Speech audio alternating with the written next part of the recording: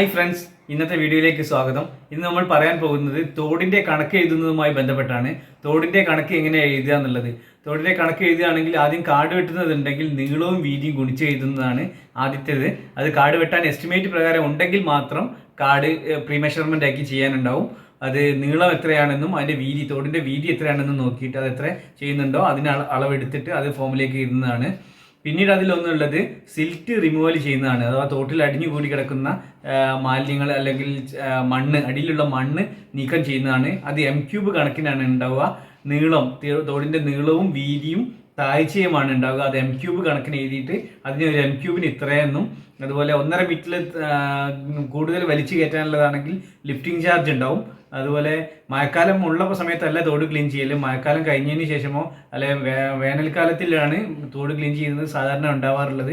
അത് വെറും തോട് ക്ലീനിങ്ങും സിൽറ്റ് റിമൂവൽ മാത്രമായിട്ട് തൊഴിലുറപ്പിൽ ഏറ്റെടുക്കാൻ പറ്റാത്ത സ്ഥിതിയിലാണ് ഇപ്പോൾ ഉള്ളത്. ഒന്നെങ്കിൽ കയറ് വിരിക്കണം, അല്ലെങ്കിൽ അവിടെയുള്ള മണ്ണ് മൊത്തം കോരിയിട്ട് കരിങ്കല്ല് ഉപയോഗിച്ചിട്ട് കെട്ടണം. അപ്പോൾ അതിന് വേണ്ടിയിട്ടുള്ള അൺസ്കിൽഡ് ലേബർ ഉണ്ടാവും. അപ്പോൾ അത് ചെയ്യുകയാണെങ്കിൽ M³ കണക്കിനാണ്, പിന്നെ M² കണക്കിനാണ് കയറ് വിരിക്കുന്നത് ഉണ്ടാവുക. കയർ ഫെഡിൽ നിന്ന് ലഭിക്കുകയാണെങ്കിൽ മുള ഉപയോഗിച്ച് അടിച്ചമർത്തുന്നതാണ് ഉണ്ടാവുക. അപ്പോൾ തോടിൻ്റെ ചളി കോരുന്ന കണക്ക് അഥവാ സിൽറ്റ് റിമൂവൽ ചെയ്യുന്നതിൻ്റെ കണക്ക് ഫോർമാറ്റ് രൂപത്തിൽ എങ്ങനെ എഴുതുന്നത് എന്ന് നമുക്ക് നോക്കാം. നീളം, വീതി, താഴ്ച, ലെങ്ത്ത്, വിഡ്ത്ത്, ഡെപ്ത്ത്. തോടിനൊരു നീളമുണ്ടാവും, അതുപോലെ തോടിൻ്റെ ഒരു വീതി ഉണ്ടാവും. ഇത് നീളം, ഇത് തോടിൻ്റെ വീതി, തോടാണെങ്കിൽ തോടിൻ്റെ വീതി, നീളം, തോടിൻ്റെ വീതി. അതുപോലെ ഇതിന് അടിയിൽ നിന്ന് മുകളിലേക്കുള്ള സിൽറ്റ് ഉണ്ടെങ്കിൽ ഒരു 50 സെൻറ്റിമീറ്റർ 60 സെൻറ്റിമീറ്റർ ഒക്കെയാണ് സിൽറ്റ് ഉണ്ടാവുക. അപ്പോൾ നീളം ഒരു 300 മീറ്റർ ആണെങ്കിൽ നമുക്ക് എടുക്കാനുള്ള എസ്റ്റിമേറ്റ് പ്രകാരം എടുക്കുകയാണെങ്കിൽ 300 മീറ്റർ നീളത്തിൽ, വീതി ഒരു 1.5 മീറ്റർ ഉണ്ടെങ്കിൽ 1.50 മീറ്ററാണ്. 1 മീറ്ററും 1/2 മീറ്ററും 1.5 മീറ്റർ, 300 മീറ്റർ നീളം. ഇവിടുത്തെ ഡെപ്തിലൊരു ഏകദേശം 60 സെൻറ്റിമീറ്റർ 2 അടി കനത്തിലുള്ള സിൽറ്റ് റിമൂവൽ ചെയ്യുന്നുണ്ടെങ്കിൽ ഇതിൻ്റെ M³ കണക്കിന് എത്രയുണ്ടെന്ന് നമുക്ക് നോക്കാം. അപ്പോൾ 300 × 1.5 × 0.6 എത്രയാണെന്ന് നിങ്ങളിന്ന് കാൽക്കുലേറ്റ് ചെയ്ത് നോക്കുക. 300 × 1.5 × 0.6 അപ്പോൾ 270 M³. 270 M³ എന്ന് കിട്ടി ഇതിൻ്റെ ക്വാണ്ടിറ്റി. പിന്നെ 1.5 മീറ്റർ വീതിയാണ്, ഡെപ്ത് കനം 60 പറഞ്ഞിട്ടുള്ളത്.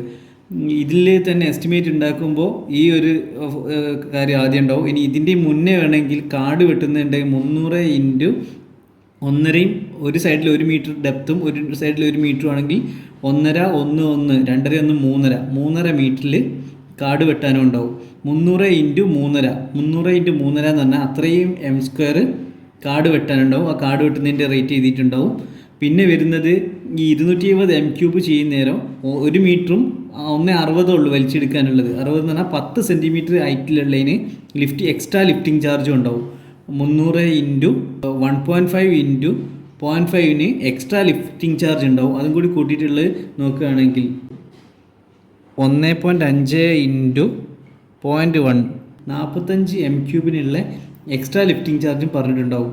അപ്പോൾ ആദ്യം ഒരാൾ ചെയ്യുകയാണെങ്കിൽ എത്ര കിട്ടണം എന്നുള്ളതാണെങ്കിൽ ഒരു M³ എത്ര രൂപ ഉണ്ട് എന്ന് നോക്കിയതിന് ശേഷമേ നമുക്ക് ഇതിൻ്റെ ബാക്കി കാൽക്കുലേഷൻസ് അറിയുള്ളൂ. അപ്പോൾ ചളി കോരുന്നതിന് ഒരു M³ എത്ര രൂപയുണ്ട് എന്ന് കണക്കാക്കുക. അതിനെ മൾട്ടിപ്ലൈ ചെയ്തിട്ടാണെങ്കിൽ 270 ഗുണിച്ച് കഴിഞ്ഞിരിക്കുകയാണെങ്കിൽ അത്രയും രൂപയ്ക്കുള്ളതുണ്ടാവും. അപ്പം നമുക്ക് സപ്പോസ് ഒരു M³ ഏകദേശം 195 രൂപയാണ് ലഭിക്കുക എങ്കിൽ 270 M³ × 195 ചെയ്താൽ അത്രയും രൂപ ആ വർക്കിനുണ്ടാവും. അപ്പോൾ നമുക്കത് നോക്കാം. 270 × 195 52,650 രൂപ നമുക്ക് ഇതിലുള്ള മണ്ണെടുത്ത് മാറ്റുന്നതിന് കിട്ടും. അതിൻ്റെ പുറമെ ഒരു 1.5 മീറ്ററിലും 60 സെൻറ്റിമീറ്ററിലേക്കുള്ളത് വരുന്നത് 300 × 1.5 × 0.6. ഇതിൻ്റെ ഡെപ്ത് നമ്മൾ കണക്കാക്കി, തോടിൻ്റെ ഡെപ്ത് നമ്മൾ കണക്കാക്കിയിട്ടുള്ളത് 1 മീറ്റർ തോടിൻ്റെ വിടുത്തും അതിൽ നിന്നുള്ള സിൽറ്റ്, ഇതിനടിയിലുള്ള സിൽറ്റാണ് എടുക്കുന്നത്. 1 മീറ്ററും ബാക്കി 60 സെൻറ്റിമീറ്റർ വരുന്നേരം അതിൽ 50 സെൻറ്റിമീറ്റർ മേലെയും ബാക്കി 1.5 മീറ്റർ വരെ ഒരു ചാർജാണ്. അവിടെ അങ്ങോട്ട് 10 സെൻറ്റിമീറ്റർ ഉള്ളതിന് നമ്മൾ എക്സ്ട്രാ ചാർജ് കണക്കാക്കി വെച്ചതിന് 45 M³ ഉണ്ട് അങ്ങനത്തെ. അപ്പോൾ 45 M³ ചിലപ്പോൾ ഒരു M³ 88 രൂപ അങ്ങനെ എന്തെങ്കിലും ആയിരിക്കും ഉണ്ടാവുക. സപ്പോസ് പറയുകയാണെങ്കിൽ 88 രൂപ. അപ്പോൾ 45 × 88 45 m3 88 രൂപ തോതിൽ അഡീഷണൽ ചാർജായ 88 രൂപ തോതിൽ 3960 രൂപ എക്സ്ട്രാ ലിഫ്റ്റിങ്ങിനുണ്ടാവും. അപ്പോൾ 52,650 3960 കൂട്ടി കിട്ടുന്ന സംഖ്യക്ക് നമുക്ക് അവിടെ വർക്ക് എടുക്കാനുണ്ട്. 1960 പ്ലസ് 52,650 56,610 രൂപയുണ്ട്. ഇത് ഹരിക്കണം 346 ചെയ്താൽ എത്ര തൊഴിൽ ദിനം എന്ന് നോക്കാം. 56,610 ഹരിക്കണം 346 അഥവാ 163.61 മാൻ ഡേയ്സ് ഉണ്ടാവാം ഈ ഒരു തോടിന് 300 മീറ്റർ നീളത്തിൽ 1.5 മീറ്റർ വീതിയിൽ 60 സെൻറ്റിമീറ്റർ കനത്തിൽ മണ്ണെടുക്കുന്നതിന്. ഇതിൻ്റെ ഡെപ്ത് നമ്മൾ കണക്കാക്കി തോടിന് 1 മീറ്റർ ഡെപ്തും അവിടുന്ന് അങ്ങോട്ടേക്ക് 60 സെൻറ്റിമീറ്ററും ചെയ്യുന്നതാണ്. ഈ ചെയ്യുന്ന രൂപത്തിൽ ചെയ്യുകയാണെങ്കിൽ മണ്ണെടുത്ത് മാറ്റുന്നതിന് 163 തൊഴിൽ ദിനം ഉണ്ടാവും. ഇനി ബാക്കി എടുക്കുന്നത് ഓരോ ദിവസവും എടുക്കുന്ന തോടിൻ്റെ അളവ് എന്ന് വെച്ചാൽ ഒരാൾ 10 ആൾക്കാർ ചേർന്നിട്ട് എടുക്കുകയാണെങ്കിൽ എത്ര എടുത്തു എന്നുള്ളത് നോക്കുക. അതിൻ്റെ ലെങ്ത്ത് എടുക്കുക, വിഡ്ത്ത് എടുക്കുക, ഡെപ്ത് എത്രത്തോളം ചളി കോരി ഒഴിവാക്കി 50 മീറ്റർ ദൂരേക്ക് നിക്ഷേപിക്കുന്നതിനടക്കുള്ള ചാർജാണ് വന്നിട്ടുള്ളത് 56,610 300 മീറ്റർ നീളത്തിന്. അപ്പോൾ 163 തൊഴിൽ ദിനം ഉണ്ടാവുന്നതാണ് ഇതിന് മൊത്തമായിട്ട്. അപ്പോൾ അതിൽ 150 മീറ്റർ ആണെങ്കിൽ 163ൻ്റെ പകുതി 163 ഹരിക്കണം 2 ചെയ്താൽ 81.5 തൊഴിൽ ദിനം 150 മീറ്ററിന് വേണം. 300 മീറ്റർ നീളത്തിൽ ചളി കോരുന്നതിന് 56,610 ആണെങ്കിൽ ഒരു തൊഴിലാളിക്ക് 346 രൂപ കൊടുക്കുകയാണെങ്കിൽ 56,610 ഹരിക്കണം 346 അപ്പോൾ 163.61 എന്ന് കിട്ടും. ഇത് മാൻഡേയ്സ് ആണ്. 346 കൊണ്ട് ഹരിച്ചാൽ അത് അത്രയും തൊഴിൽ ദിനങ്ങൾ എന്നാണ്. അപ്പോൾ 163.61 എന്ന് കിട്ടി. 300 മീറ്റർ ചെയ്യാൻ 163.61 ആണെങ്കിൽ 300 ഹരിക്കണം 163 ചെയ്താൽ 1 മീറ്ററിന് ഇത്രത്തോളം ഉള്ളത് കിട്ടും. 1 മീറ്റർ ചെയ്യാൻ ഉള്ളത് കിട്ടും. 300 ഹരിക്കണം 163 1.84 മീറ്റർ ഒരാൾ ചെയ്തെങ്കിൽ മാത്രമേ അവർക്ക് 346 രൂപ കൂലി കൊടുക്കാൻ പറ്റൂ. ഇതിൻ്റെ റേറ്റ് നമ്മൾ കണക്കാക്കിയത് 195 ആണ് ഒരു m3. ഇത് മാറുകയാണെങ്കിൽ മാത്രമേ മാറുള്ളൂ. ഇനി അങ്ങനത്തെ റേറ്റ് മാറുന്ന നിങ്ങൾക്ക് കിട്ടിയ എസ്റ്റിമേറ്റിൽ റേറ്റ് എത്രയാണ് നോക്കുക.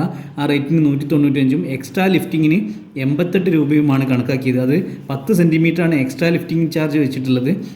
അതിന് ഏകദേശം 3,960ഉം 195 ഒരു m3 വെച്ചിട്ടുള്ളത് 220 m3 നമുക്ക് കിട്ടി. അത് വെച്ച് എസ്റ്റിമേറ്റ് പ്രിപ്പയർ ചെയ്യുമ്പോൾ ഈ രീതിയിലാണ് ഉണ്ടാവുക. അപ്പോൾ 300 ഹരിക്കണം 163 എന്ന് ചെയ്ത് കഴിഞ്ഞാൽ 1.84 മീറ്റർ എന്ന് കിട്ടും. അപ്പോൾ ഒരു തോടാണെങ്കിൽ ഇത് 300 മീറ്റർ നീളം ഉണ്ടാവുകയാണ് എങ്കിൽ ഇതിന് നമുക്ക് 1.5 മീറ്റർ വീതിയും 60 സെൻറ്റിമീറ്റർ കനവും 60 സെൻറ്റിമീറ്ററിലുള്ള സിൽറ്റുമാണ് ഇതിൽ നിന്ന് കോരുന്നതെങ്കിൽ അത് ഏകദേശം 270 m3 എന്നാണ് കണക്കാക്കിയത്. 300 × 1.5 × 0.6 എന്ന് പറഞ്ഞു കഴിഞ്ഞാൽ അത് m3 കണക്കിന് പറയുകയാണെങ്കിൽ 270 m3. അപ്പോൾ ഇതിന് നമ്മൾ ഇതിൻ്റെ പൈസ കണക്കാക്കിയപ്പം 195ഉം എക്സ്ട്രാ ലിഫ്റ്റിങ്ങിനുള്ളത് 88 രൂപയും കണക്കാക്കി വെക്കുമ്പോൾ 56,610 രൂപ കിട്ടിയിട്ടുണ്ട്. ഇത് ഹരിക്കണം 346 ചെയ്ത് കഴിഞ്ഞാൽ 163.61 കിട്ടി. ഇത് 300 മീറ്ററിനുള്ളതാണ് 163.61. അപ്പോൾ ഒരു മീറ്ററിലേക്ക് ചെയ്യുകയാണെങ്കിലോ അല്ലെങ്കിൽ ഒരാൾ ചെയ്യുകയാണെങ്കിൽ എത്ര ചെയ്യണം എന്ന് അറിയണമെങ്കിൽ 300 ഹരിക്കണം 163.61 എന്ന് കിട്ടും. 300 ഹരിക്കണം 163 1.84 മീറ്റർ. ഒരാൾ 1.84 മീറ്റർ നീളത്തിലും 1.5 മീറ്റർ വീതിയിലും 60 സെൻറ്റിമീറ്റർ ഡെപ്തിലും ചെയ്ത് കഴിഞ്ഞാൽ 1.84 മീറ്ററാണ് ചെയ്യേണ്ടത്. അങ്ങനെ 163 ആൾ ചെയ്ത് കഴിഞ്ഞിട്ടാണെങ്കിൽ അത് 299.92 മീറ്റർ എന്ന് കിട്ടും. അപ്പോൾ നമ്മൾ അളവ് ചെക്ക് ചെയ്യാൻ വേണ്ടിയിട്ടാണ് ഇങ്ങനെ ക്രോസ് ചെക്ക് ചെയ്ത് നോക്കുകയാണ്. അപ്പോൾ ഒരാൾ 1.84 മീറ്ററാണ് ഒരു ദിവസം ചെയ്യേണ്ട വർക്ക്. 300 മീറ്ററിൽ ഒരാളെ പണി 1 മീറ്ററും അഥവാ 85 സെൻറ്റിമീറ്ററും 1.85 ഒരാൾ നീളത്തിലും 1.5 മീറ്റർ വീതിയിലും 60 സെൻറ്റിമീറ്റർ ഡെപ്തിലുമുള്ള പണി 9 മണി തൊട്ടിട്ട് 5 മണി വരെയുള്ള സമയത്തിനുള്ളിൽ ചെയ്താൽ മതി. 1.85 നീളമുണ്ട്, അതുപോലെ 1.5 മീറ്റർ വീതിയുണ്ട്, 2 അടി കനത്തിലുള്ള ചെളിയുമാണ് ഒരാൾ കോരി ഒഴിവാക്കേണ്ടത്. എങ്ങനെയാണ് കണക്കാക്കുന്നത്? അപ്പോൾ ഈ ഒരു രീതിയിലാണ് എസ്റ്റിമേറ്റ് എടുക്കുന്നതും കണക്ക് റെഡിയാക്കുന്നതും. കാരണം 300 മീറ്റർ നീളം ഉണ്ടെങ്കിൽ അതിന് 1.5 മീറ്റർ വീതിയും 60 സെൻറ്റിമീറ്റർ ഡെപ്തിലും സിൽറ്റ് ഉണ്ടെങ്കിൽ ആ സിൽറ്റ് കോരി ഒഴിവാക്കുന്നതിനുള്ള ചാർജ് കണക്കാക്കി പഠിച്ചു കഴിഞ്ഞാൽ നിങ്ങൾക്ക് ഒരു 1.85 മീറ്റർ നീളത്തിലും 1.5 മീറ്റർ വീതിയിലും 60 സെൻറ്റിമീറ്റർ ഡെപ്തിലുള്ളത് ഒരാൾ ചെയ്യുകയാണെങ്കിൽ അവരെ കൊണ്ട് ആ അത്രയും 1.85 ഇൻറ്റു 163 ഗുണിച്ച് കഴിഞ്ഞാൽ നമുക്ക് ആ 300 മീറ്റർ റീച്ചിലും എത്താൻ പറ്റും. അപ്പോൾ അത് കണക്കാക്കി കഴിഞ്ഞാൽ ഒരാൾ ഇത്രയാണ് ചെയ്യേണ്ടത്. 1.85, 10 ആൾക്കാരുണ്ടെങ്കിൽ 18.5, 1.85നെ 10 കൊണ്ട് ഗുണിച്ചാൽ 18.5 ആണ്. 10 ആൾക്കാരുണ്ടെങ്കിൽ 18.5 മീറ്റർ ലെങ്ത്തിൽ ആ തോടിൻ്റെ വീതിയിൽ എടുത്ത് കഴിയണം എന്നുള്ളത് കണക്കാക്കുകയാണ് വേണ്ടത്. ഈ പറഞ്ഞ കാര്യങ്ങൾ നിങ്ങൾക്ക് മനസ്സിലായി എന്ന് വിചാരിക്കുന്നു. അപ്പോൾ അടുത്ത വീഡിയോയിൽ വീണ്ടും കാണാം. ബൈ.